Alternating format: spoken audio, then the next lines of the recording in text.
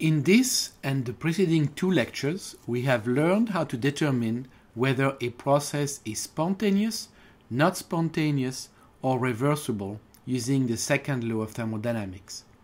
We could do this for any process as long as we could determine the sign of the change in entropy for the universe for that process. The change in the entropy of the universe was calculated by adding together the change in entropy for the system and the change in entropy for the surroundings. We showed that the change in entropy for the surroundings can be calculated from the heat for the actual process, while the change in the entropy for the system was calculated using an imaginary reversible path that starts in the same state and ends in the same state as the actual path. We said that a process was spontaneous if the change in entropy for the universe was strictly positive. When we examine the nature of the processes we are interested in the chemical sciences, in the life sciences, and even in nature, we realize that often the temperature and the pressure remain constant during most processes. So it would be worthwhile to examine the implication of constant temperature and constant pressure on the second law of thermodynamics. We focus on the quantity delta S universe since this is the quantity that is most important in assessing the spontaneity of a process. Since we are dealing here with constant pressure, that is isobaric processes, we can replace Q or Q sub P by delta H.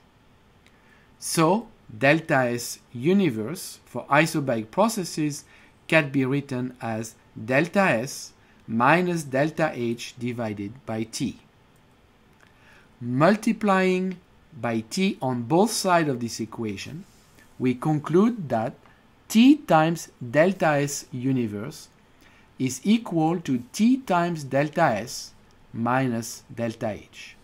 If we assume now that the temperature is also constant, we can add the term S times delta T on the right-hand side of this equation. Indeed, when the temperature is constant, S times delta T is equal to 0. We did so because the sum of T delta S and S delta T is equal to delta of Ts. That is the change in the product Ts during the process. We can further combine the delta of Ts with minus delta H into delta of Ts minus H. To summarize, we've shown that the product T delta S for the universe is equal to the change in the quantity Ts minus H, or minus a change in the quantity H minus Ts. T, S, and H are state functions.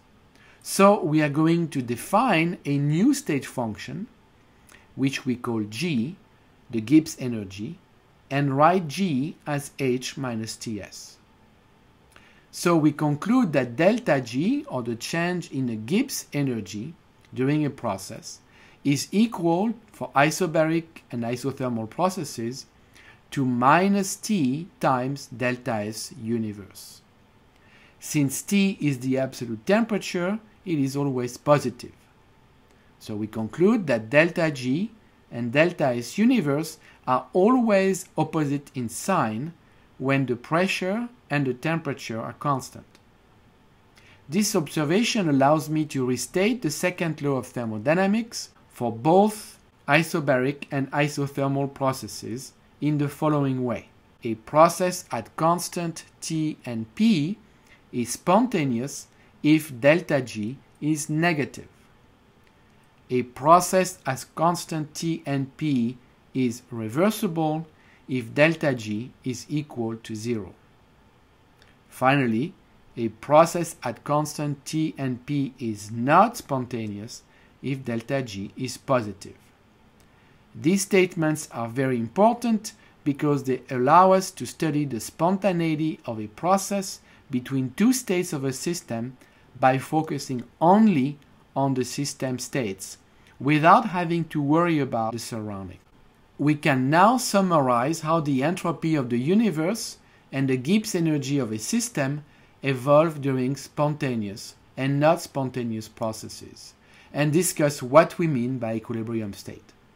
We will do so for general conditions, that is, any conditions imaginable for a process, and for constant T and constant P processes, that is, for isothermal and isobaric processes. We say that processes are spontaneous in general if the entropy of the universe increases during the process. That is, if delta S universe is positive. Conversely, at constant temperature and pressure, a process is spontaneous if delta G is negative. That is, if the Gibbs energy decreases during the process. Similarly, we said that in general, a system reaches equilibrium during a process if the entropy of the universe reaches a maximum. Indeed, delta S universe equals 0 implies that the entropy of the universe no longer changes. At constant temperature and pressure, a system reaches equilibrium when the Gibbs energy reaches a minimum. Delta G equals to 0. We can even relate these statements about the macroscopic description of a system at equilibrium to the statistical picture we discussed earlier in this lecture. A system is at equilibrium if the universe is in a configuration that exhibits the largest number of microstates. That is, when the universe exhibits the largest entropy. We note on the adjoining cartoon that entropy of the universe and Gibbs energy vary in opposite directions during spontaneous and not spontaneous processes, and exhibit a maximum and a minimum respectively when equilibrium is reached.